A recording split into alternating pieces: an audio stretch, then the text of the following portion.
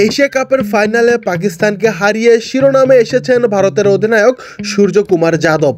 Trophy ছাড়া জয় উদযাপনকে কেন্দ্র করে নানা বিতর্ক ঘিরে ধরেছিল তাকে। মাঠের বাইরের এই আলোচনার মধ্যে আবারও সামনে এসেছে তার ব্যক্তিগত জীবন, বিশেষ করে শিক্ষাগত যোগ্যতা নিয়ে।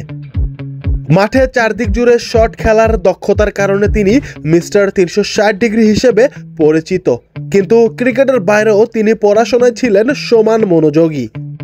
মুম্বাইয়ের অ্যাটমিক এনার্জি সেন্ট্রাল স্কুলেই তার শিক্ষা জীবন শুরু। বাবা অশোক কুমার যাদব ওই প্রতিষ্ঠানে প্রকৌশলী হিসেবে কর্মরত ছিলেন, তাই সুযোগ হয়েছিল স্কুলটিতে পড়াশোনা করার।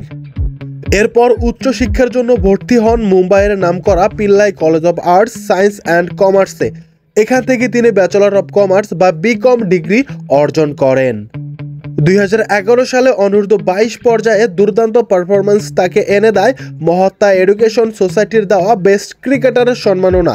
পড়াশোনার পাশাপাশি ক্রিকেটে এগিয়ে যাওয়ার এই সময়টি ছিল তার ক্যারিয়ারের টার্নিং পয়েন্ট। আজ তিনি শুধু ভারতের টি-20 অধিনায়ক নন, আইপিএলে মুম্বাই ইন্ডিয়ান্সেরও অন্যতম নির্ভরযোগ্য খেলোয়াড়।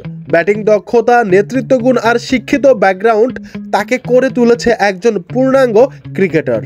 এশিয়া কাপ ঘিরে যত বিতর্কই থাকুক, সূর্যকুমারের সাফল্য প্রমাণ করে তিনি শুধু মাঠের নয়, পড়াশোনাতেও ছিলেন শীর্ষ সারির তারকা। Rabiul Hasan, the round.